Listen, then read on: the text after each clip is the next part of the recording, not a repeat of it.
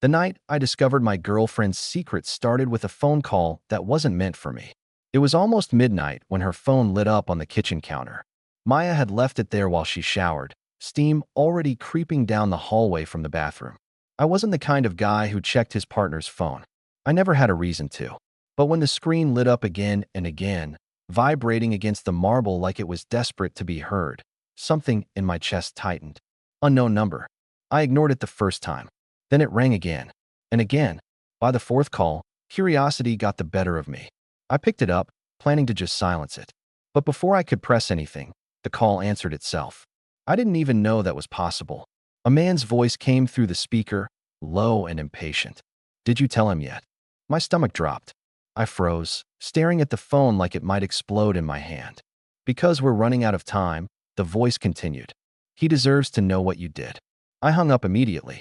The apartment felt suddenly too quiet. The shower was still running down the hall.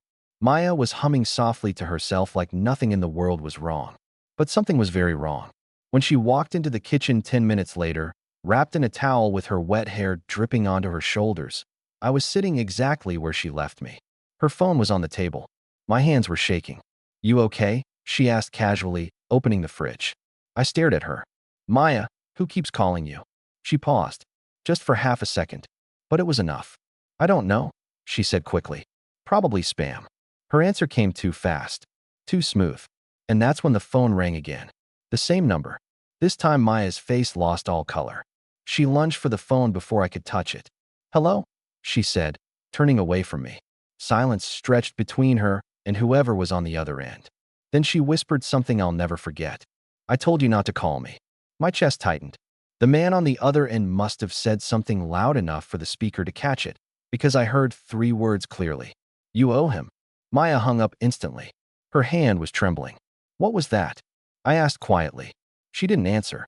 Instead, she placed the phone face down on the table like the conversation had never happened. "Just someone from my past," she said. The words sounded rehearsed. I stood up slowly. "Someone from your past who says you owe me something?" She finally looked at me, and the expression in her eyes wasn't guilt. It was fear. Real fear.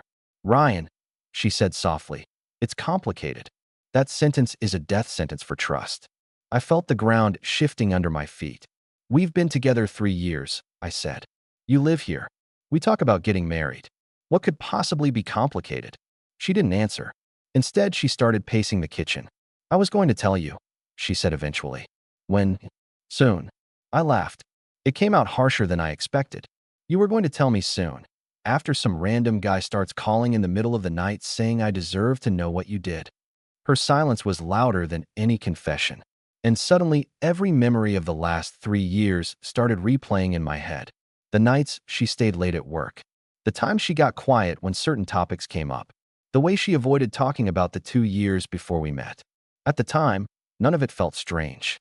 Now it felt like pieces of a puzzle I didn't want to solve. "Maya," I said carefully, "what did you do?" She stopped pacing. For a long moment, she just stood there staring at the floor. When she finally spoke, her voice barely carried across the room. "It wasn't supposed to follow me here." My heart started beating harder. "What wasn't?" She looked up at me, and for the first time since I'd known her, I saw something dark behind her eyes. "A mistake," she said. I took a step back. "That's not an answer." "I know." Another long silence stretched between us. Then her phone buzzed again. This time it wasn't a call. It was a message. The screen lit up with the same unknown number. I saw Maya hesitate before reading it. But I saw something else too. Her hands started shaking. "What does it say?" I asked. She didn't reply. "Maya." Still nothing. Finally, I walked around the table and looked at the screen. The message was short. 5 words. 5 words that made my stomach drop so hard I thought I might collapse. "He's already looking for you." I slowly turned toward her. "Who?" I asked. "Is looking for me?" Maya's voice cracked when she answered. "The man whose life I destroyed." I stared at Maya, waiting for her to laugh and say it was some kind of terrible joke. She didn't. The silence between us felt heavy, like the air had thickened. Her eyes were red already, but she wasn't crying yet. That made it worse. People cry when they're scared or guilty.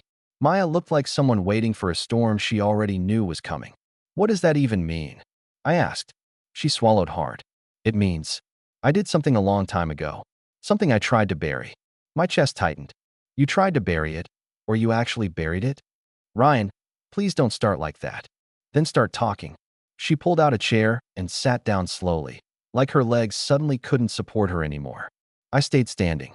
I didn't trust myself to sit. For a moment, she just stared at the table. I told you I moved here 3 years ago for work, she said quietly. You did. That part is true. A cold feeling crept up my spine. But I didn't move here just for a job. I crossed my arms. Why then? She rubbed her temples. I left because I had to disappear. The words landed like a punch. Disappear from who? From everyone. That's not an answer. She looked up at me again, and this time tears were forming in the corners of her eyes. There was a man, she said. Of course there was. My stomach twisted. Your ex? It wasn't like that. That's usually exactly what it's like. Her voice sharpened. Ryan, just let me finish. I forced myself to stay quiet. She took a breath. His name was Daniel. We worked together at a marketing firm in Chicago. I tried to stay focused, but my brain had already latched onto one detail. You never told me you lived in Chicago. I know. Why? Because everything that happened there is the reason I left. She clasped her hands together tightly. Daniel was older than me. Maybe 15 years older. Married. 2 kids. My jaw tightened. So you had an affair. It wasn't supposed to happen. That's not a no. She closed her eyes. No, she admitted. The word echoed in my head. 3 years together, planning a future, and I was only now learning this. Did his wife find out? I asked. Her silence answered me before she spoke. Yes. And it got messy. That still doesn't explain why some stranger thinks I deserve to know what you did. Her breathing grew uneven. Because the affair wasn't the worst part. My pulse quickened. What could possibly be worse than that?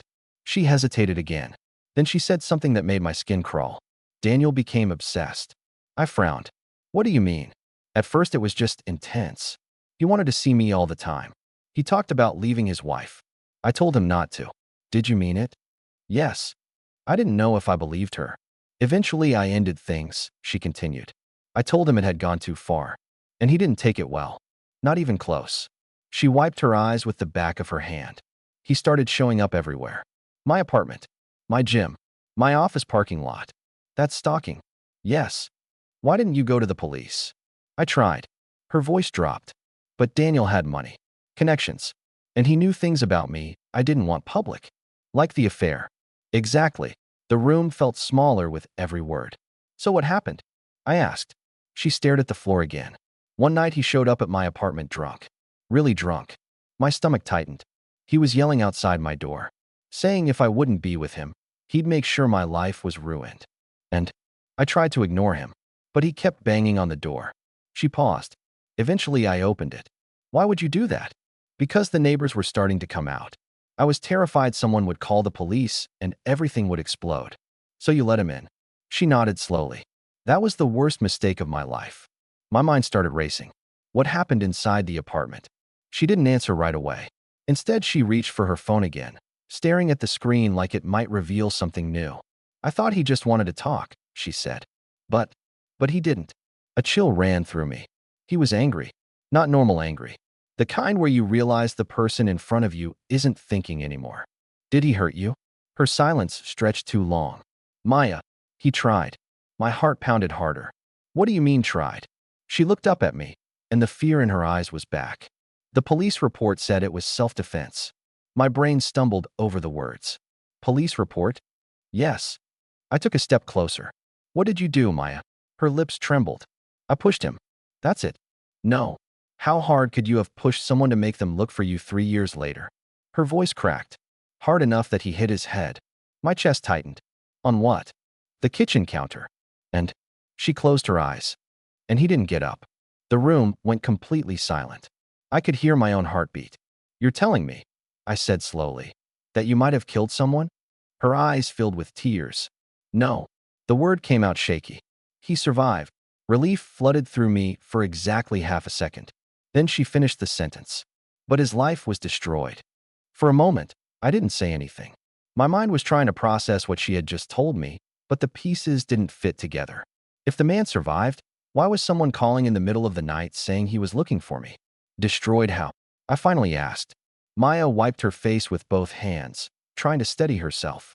When he fell, his head hit the corner of the counter. There was so much blood.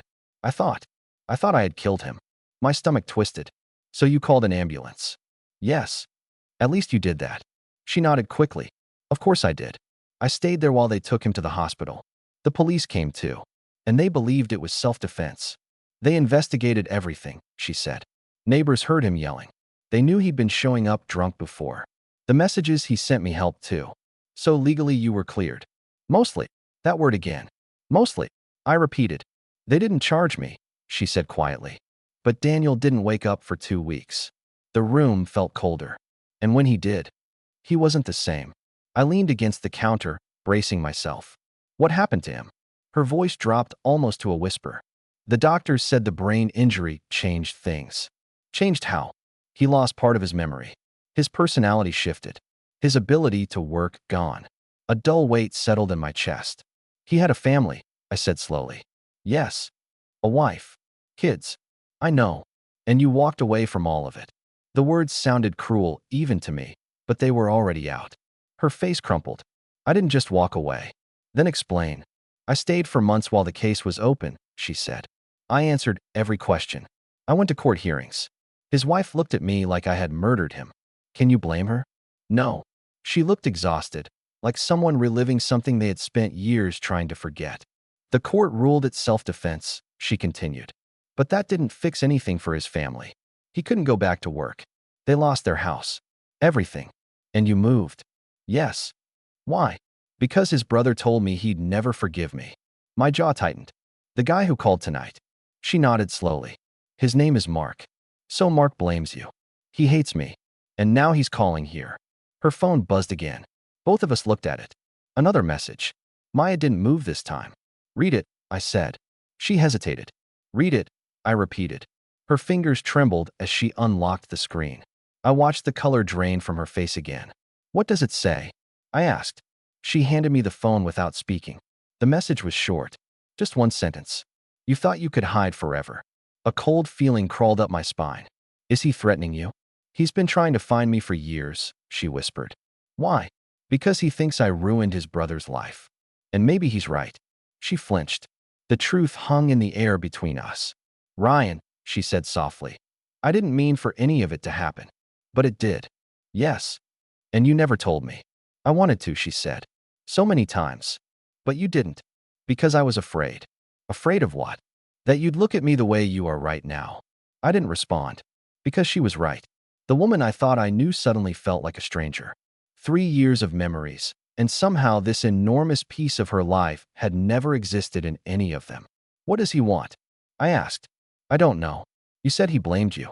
That's not enough reason to start tracking people down after 3 years. She shook her head. There's more. Of course there was. There's always more, I said. Her voice dropped again.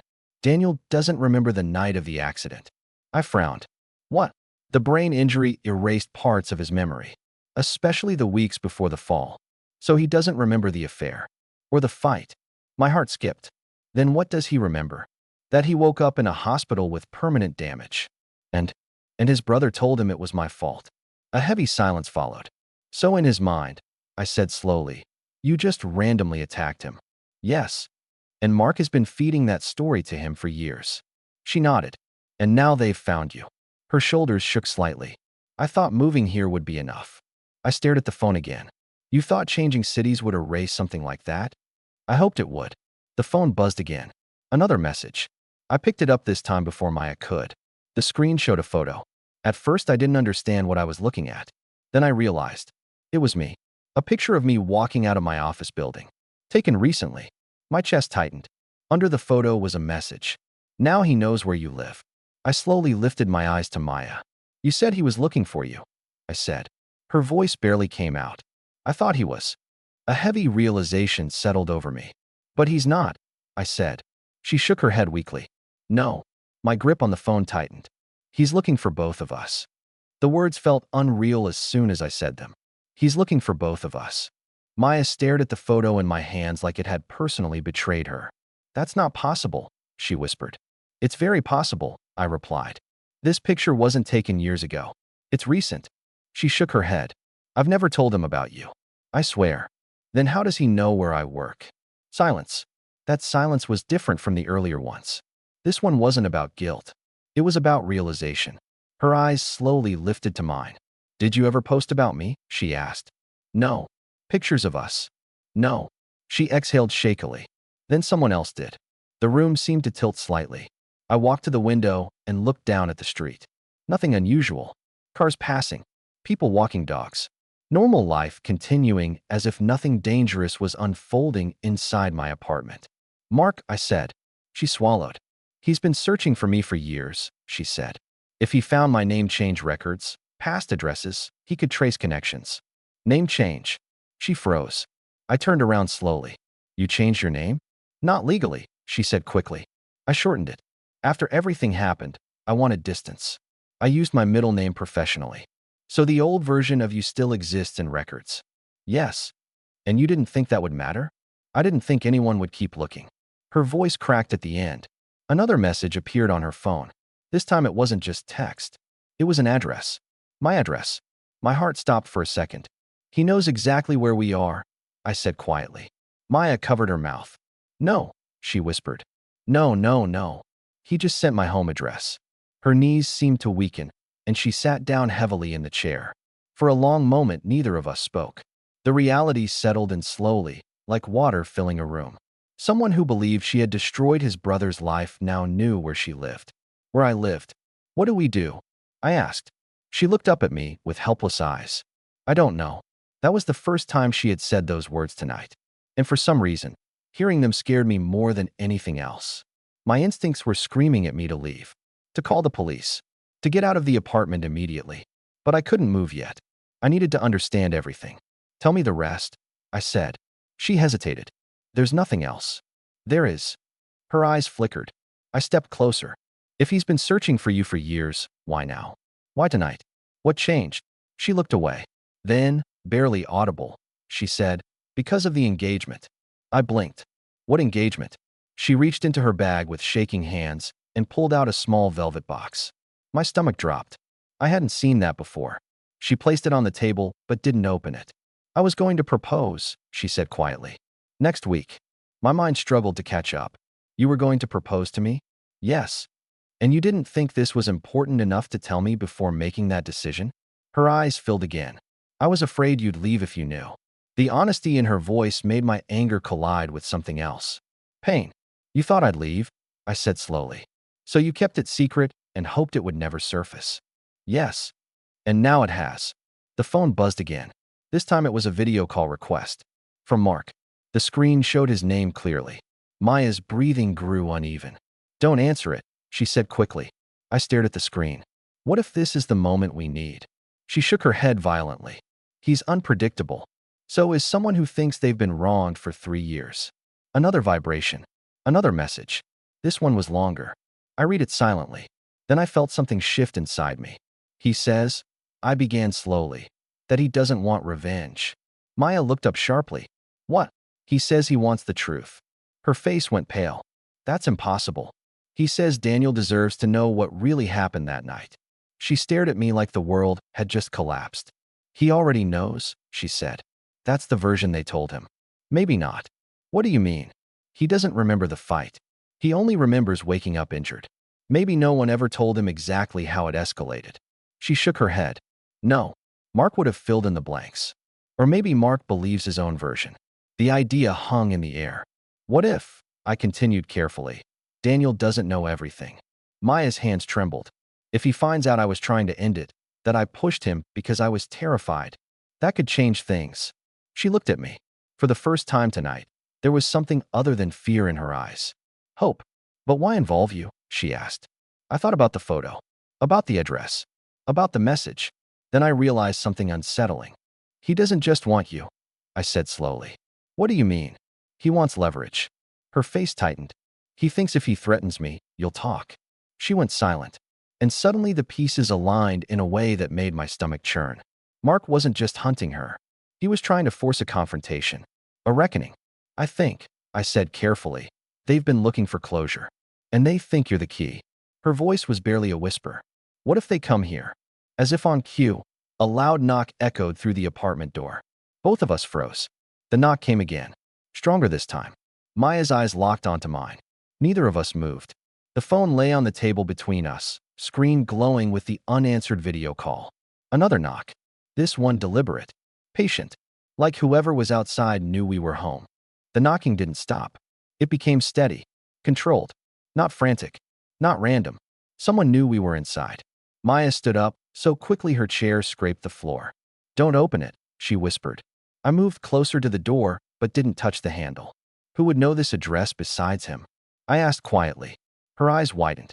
"No one," she said. "I haven't given it to anyone." The knocking came again, louder this time. Then a voice from the hallway. "Ryan? It's Mark." My blood ran cold. He knew my name.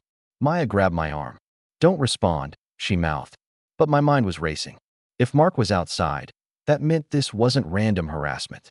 This was organized, intentional. I approached the door slowly and looked through the peephole.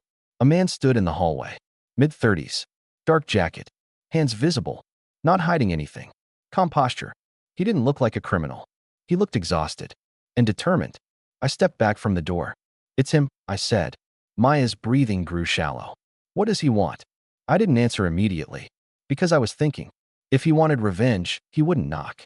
He'd cause chaos. But he introduced himself. That suggested something different. I looked at her. "Did you ever try to contact him after you moved?" She hesitated. "Yes." My stomach tightened. "When?"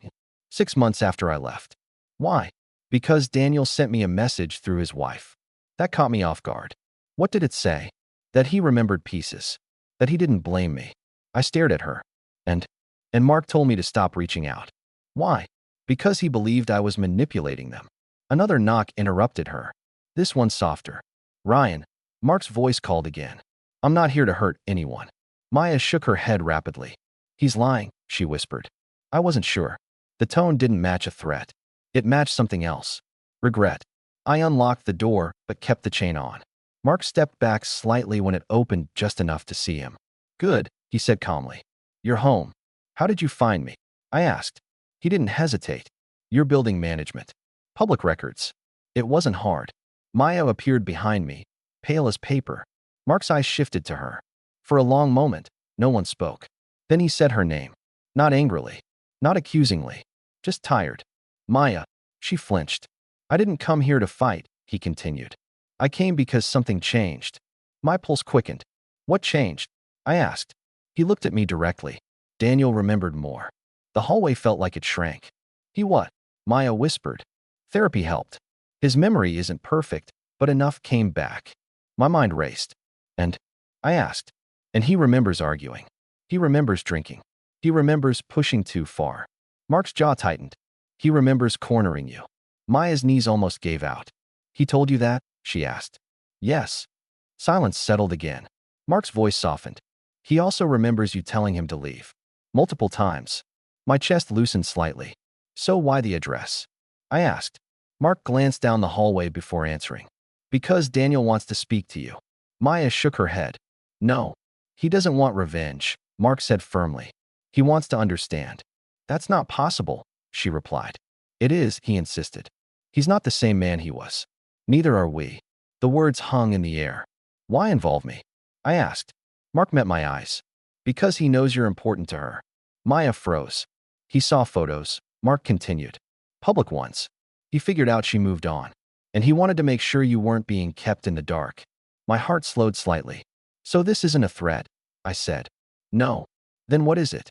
"A chance," Mark replied. Maya's voice trembled. "A chance for what?" "For truth. For closure. For all of us."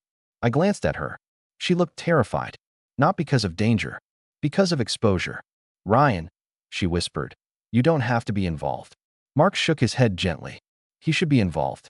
If you're building a life together, he deserves the full story." That hit harder than anything tonight. I removed the chain and opened the door fully. Mark stepped inside slowly, keeping distance.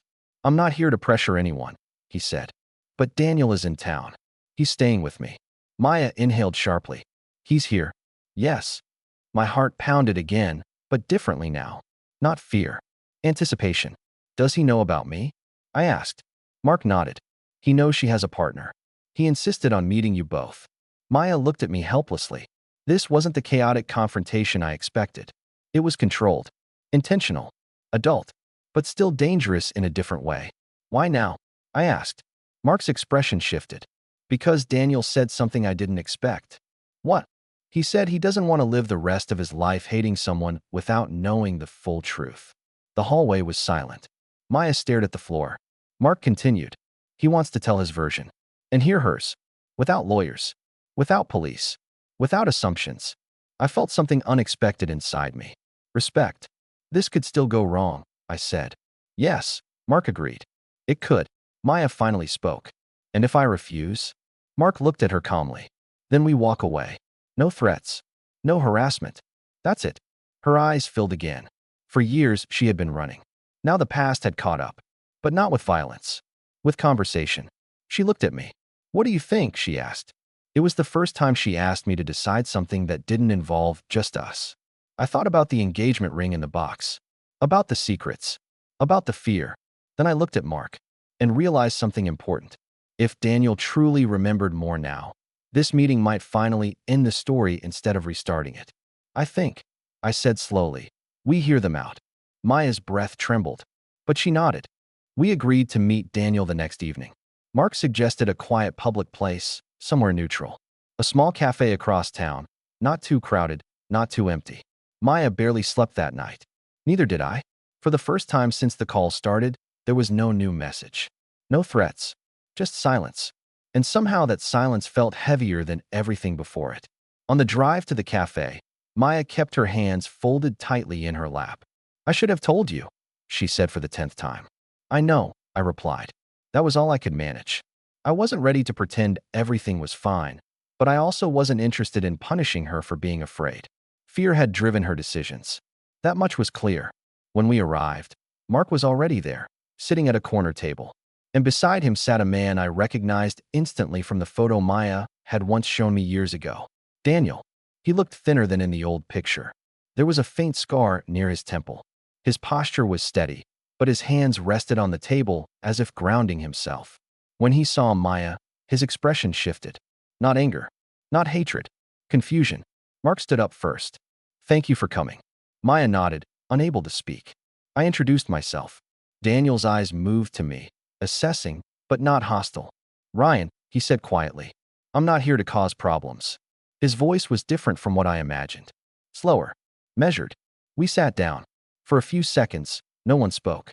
The cafe buzzed around us. Normal life continuing without awareness of the conversation that could change everything. Finally, Daniel looked directly at Maya. I remember more now, he said. Her breathing quickened.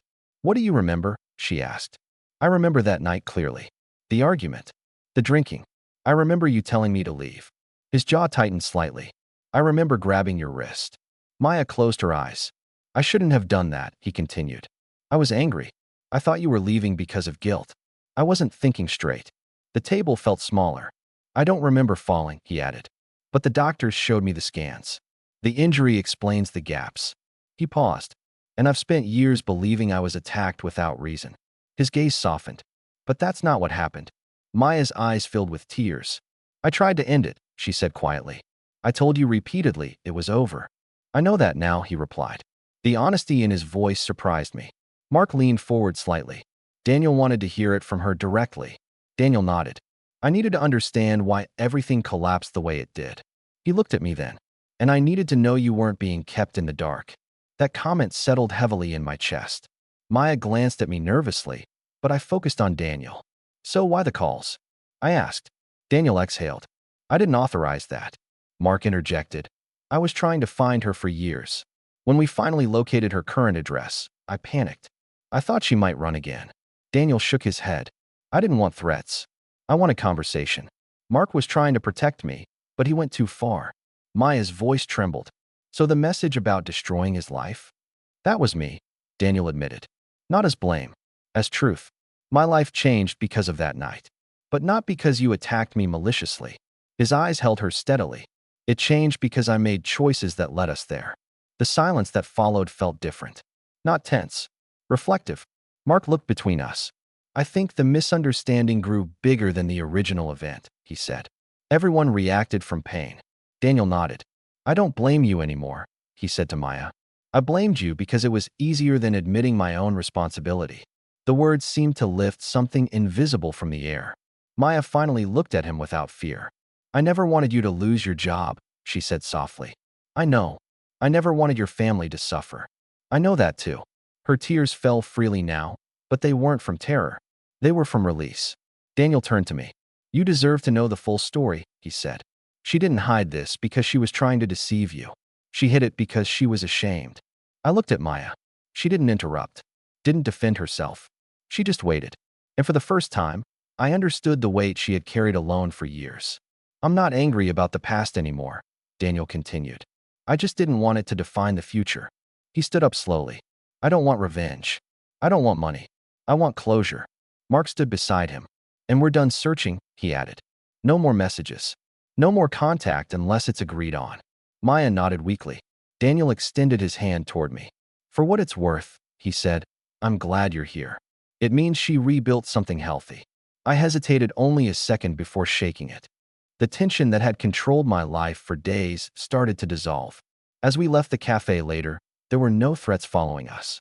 No dramatic confrontation. Just four people walking out of a conversation that should have happened years ago. Outside, Maya stopped walking. She turned to me. I didn't tell you because I was afraid of losing you, she said. I took a slow breath. And now I'm afraid of losing you for real. I looked at her, seeing not the secret, not the past, but the woman who had faced it. We can't build something on silence, I said quietly. She nodded. I know. The night air felt different. Lighter. The secret hadn't destroyed me, but it had nearly separated us. And now, for the first time since that phone rang in the kitchen, I felt like we were standing on solid ground again. Not because the past disappeared, but because we finally faced it together. That night, we didn't go straight home.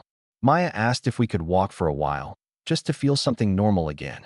We ended up at a quiet park near the river, where the lights reflected on the water and the city sounded distant. Neither of us mentioned the engagement ring. Not yet. We sat on a bench without speaking for several minutes.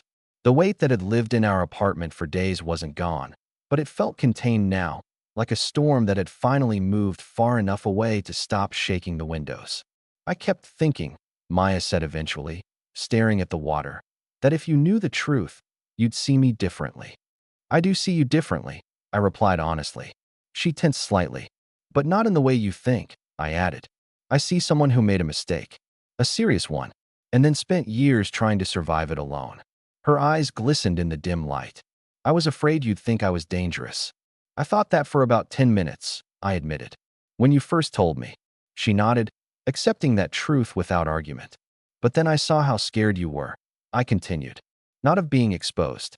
Of losing control again. She looked at me carefully. I've spent 3 years trying to make sure nothing from that night followed me, she said. I changed cities. Changed how I worked. Changed my name slightly. I built a quiet life. And you did build one, I said. With me. The words hung between us. She turned toward me fully. Do you regret hearing everything? I thought about that question seriously. No, I said. Because now I know who I'm building with. She exhaled slowly, almost like she'd been holding her breath since the kitchen phone call. Are you still thinking about leaving? She asked quietly. That question mattered more than anything else. I reached into my pocket and felt the small velvet box she had placed on the table earlier. I hadn't opened it yet. I didn't want to rush that decision. I'm thinking about honesty, I said. Not escape. Her shoulders relaxed slightly. Back at the apartment later that night, the silence felt different. Not threatening. Just quiet. Maya placed her phone on the counter and powered it off completely. No more hiding, she said. I nodded. Before going to bed, she handed me the velvet box. I bought it before tonight, she said softly. But I don't want to pretend everything is fixed. I want you to choose knowing everything. I opened it. Inside wasn't an expensive ring. It was simple, thoughtful. The kind of ring someone chooses because they want a future, not a performance. I closed the box slowly. We shouldn't rush this, I said. She nodded immediately. Agreed. For the first time, there was no fear in that agreement. Just clarity. Over the next few days, there were no new messages. No calls. Mark kept his word. Daniel did not contact us again directly, but Mark sent one final message to confirm something important. They were stepping away completely. No more searching. No more pressure. The situation that had almost destroyed us began to feel like something closed. One evening, about a week later, Maya sat next to me on the couch. "I'm starting therapy," she said. I looked at her, surprised but not shocked. "I should have done it years ago," she added. "That's a strong decision," I said. "I don't want fear to control my life anymore." I believed her. A few weeks passed. Slowly, normal routines returned. Work, dinners, quiet nights. One Sunday morning, as sunlight filled the room, Maya handed me something. It was a printed copy of an email. It was from Daniel. Not to me, not to her. It was a short note saying he had started long-term rehabilitation for cognitive recovery and was focusing on rebuilding his relationship with his children. There was no blame in it, just accountability. Reading it felt like the final thread tightening and then releasing. Maya watched my face as I finished. "Does that change anything?" she asked. I thought carefully. "No," I said. "It confirms that this story belongs to the past." She leaned her head against my shoulder. For the first time since the night everything began, I felt completely calm beside her. The secret hadn't been small. It had been life-altering, but it hadn't defined who she was becoming, and it hadn't broken us. If anything, it forced the truth into the open before we made a lifelong commitment built on incomplete information. One evening, months later, I took the velvet box from the drawer. This time, when I opened it, I didn't feel hesitation. I felt understanding. I knelt in our living room, not because I had to, but because I wanted to. Maya's hands flew to her mouth when she realized what was happening. "I don't need perfection," I told her. "I don't need a life without history. I just need honesty, responsibility, and growth." Her eyes filled instantly. "You already gave me that," she whispered. "So let's keep building it," I said. She nodded through tears. This time, when she said yes, it wasn't from fear of losing me. It was from choosing me. And as we held each other that night, I understood something important. Secrets can almost destroy relationships, but facing them together can build something stronger than the illusion ever was.